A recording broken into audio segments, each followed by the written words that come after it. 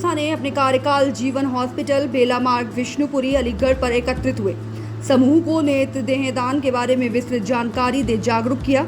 नवीन सदस्यों को प्रशस्ति परिचय पत्र भेंट कर सम्मानित किया। इस अवसर पर सचिव डॉक्टर जयंत शर्मा ने कहा कि संकल्पित होने से पहले पारिवारिक सदस्यों की सहमति व पूरी जानकारी लें।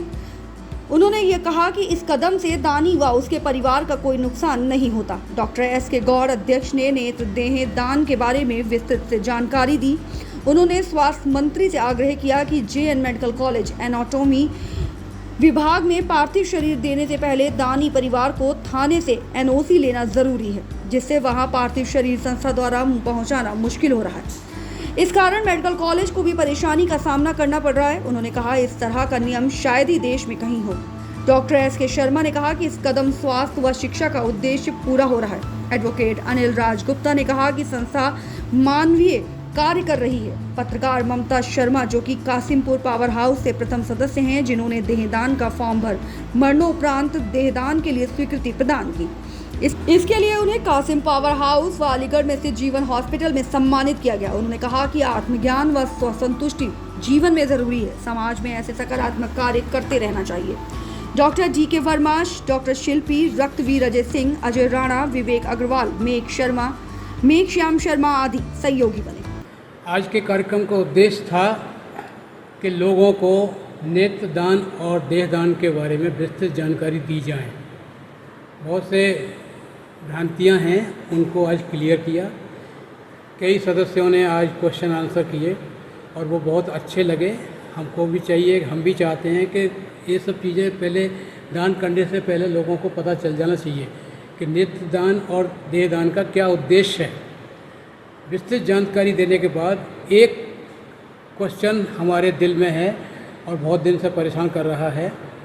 जे.एन. मेडिकल कॉलेज के एनाटॉमी डिपार्टमेंट में जब शरीर पहुंचता है तो उससे पहले वहाँ एक पॉइंट है कि दानी परिवार उस थाने से एनओसी लेकर आए।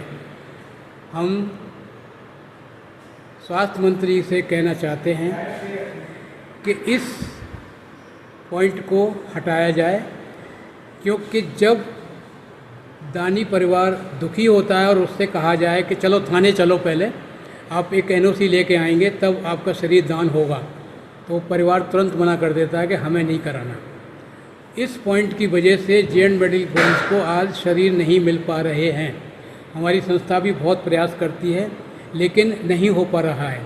तो मैं अपना संदेश देना चाहता हूँ गृह मंत्री को और स्वास्थ्य मंत्री को कि इस पॉइंट को हटाया जाए, जिससे कि हम ज़्यादा से ज़्यादा anatomy department JN. Medical college को पार्थिव शरीर पहुंचा सकें, क्योंकि ऐसा नियम पूरे देश में मेरे संज्ञान में कहीं पर भी नहीं है।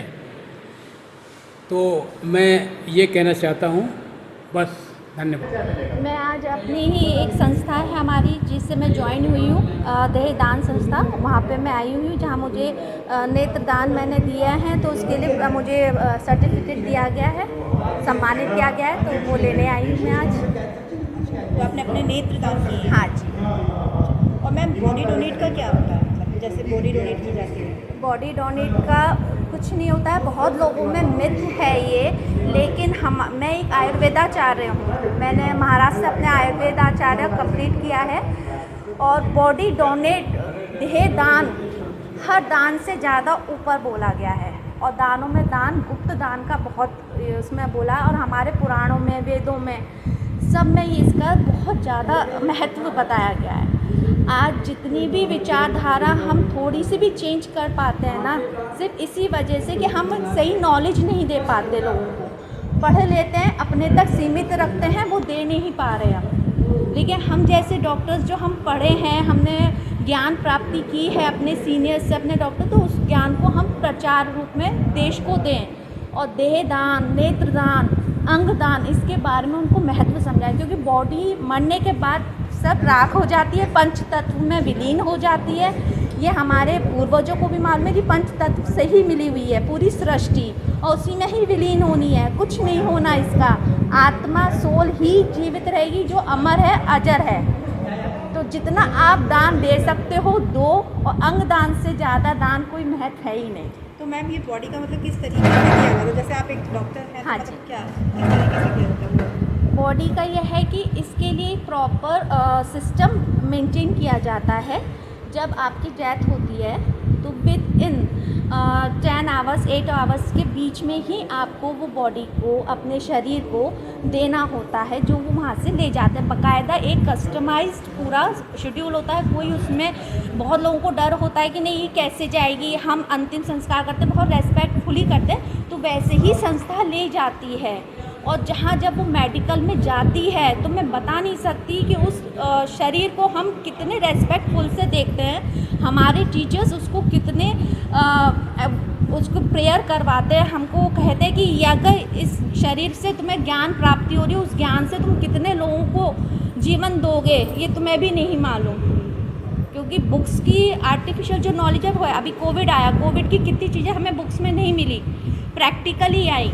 तो जो भगवान ने हमें दिया है उससे अगर हम पढ़ाई कर रहे हैं तो वो तो जीवन भर हमारे दिमाग में फिट रहेगा, उसका तो कोई तोड़ ही नहीं है। तो बॉडी अगर कोई किसी को दान देता है, अपना शरीर देता है, तो उससे बड़ा दान कोई नहीं है। और बच्चे वाकई ब्लेस करते हैं, प्रे करते हैं कि आज हमें ये किसका शरीर है वो देख। हमें नहीं मालूम कि हिंदू है, मुस्लिम है, सिख है, ईसाई, से मेल और फीमेल का पता रहता है हमें। टीचर्स हमें उसके एक एक बारे में, और कोई भी वहाँ हंसी मजाक नहीं होता, कोई कुछ नहीं कर सकता। बहुत सीरियस रहती है उस वक्त डिसेक्शन हमारे रूम में। मतलब वो पॉइंट मैं बयान नहीं कर सकती। जब मैं फर्स्ट ईयर में थी तो जो रेस्पेक्ट दी गई थी ना शरीर को, वो आज भी मुझे याद है, मरते दम तक याद रहेगी। क्या संदेश देना चाहेंगे? मैं यही संदेश देना चाहूँगी कि जिसको भी दान करना है ना, तो पहले खुद यहाँ से स्ट्रॉन्ग बनो, किसी के बहकावे में नहीं, किसी के उसमें नहीं। कि उसने क्या बहुत अच्छा बोला कि भाव में मत जाओ, जो धारा है तो चलते। यहाँ से सोचो, भगवान ने सबको दिमाग दिया है, आत्मज्ञान सबके पास है। पहले यहाँ से स्ट्रॉन्ग बनो, देने योग्य हो दो, और इससे ज़्यादा महत्वपूर्ण ज्ञान दान कुछ है नहीं। है उसमें आई हुई हूँ और भी इसका मैंने संकल्प किया हुआ है। तो ये बहुत अच्छा संकल्प है, ये योगदान बहुत अच्छा होता है। और जो दान होता है वो गुप्त ही होना चाहिए, लेकिन जग जाहिर नहीं होना चाहिए। ये बात मेरे गुरु ने मुझे बताई कि दान जब करना चाहिए तो जग जाहिर नहीं होना चाहिए, मुख से नहीं बोलना चाहिए उसको कुछ करने के बाद में। लेकिन हम अपने बच्चों को भी संतुष्ट करना चाहते हैं कि हमारे जाने के बाद में जब संसार में नहीं रहेंगे तो हमारे बच्चे इस चीज़ के लिए संतुष्ट हैं या नहीं, देंगे, खबर करेंगे या नहीं करेंगे, इस बात के लिए हम अपने बच्चों को भी बताएंगे। तो हम अपने बच्चों को भी कहते हैं, पुत्र को, पुत्र वधू को, कि बेटा जब हमारा शरीर शांत हो जाए, जैसे हम विलीन हो जाएँ, हम संसार से चली जाएँ, तो आप खबर करिएगा डॉक्टर साहब को, तो हमारे नेत्रों को, हमारे देह को किसी के काम आए तो अच्छा ही है। हमें यहाँ देखने तो नहीं आ रहे हैं क्या हो रहा है हमारे बाद में, इसलिए बहुत अच्छी बात है, ये बहुत सुंदर बात है। हमारी देह, हमारी काया किसी के काम आए, गुरु के वचन मेरे जीवन में लगे, इसीलिए तो मैं सत्संग जाती हूँ, कुछ मेरा जीवन सुधरे इसलिए।